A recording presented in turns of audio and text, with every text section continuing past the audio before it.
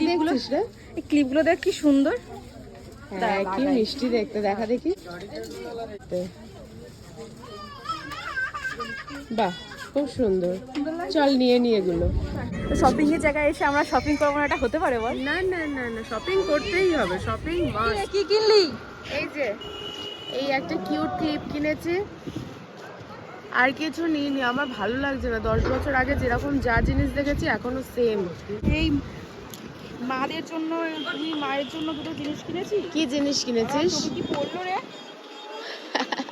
কোথায় যাবি? খাবারটা নিতে হবে, দেশি মুরগি কষা অর্ডার দেওয়া আছে জানিস না? আহা, রাতে কষা কষা ঝাল ঝাল দেশি মুরগি।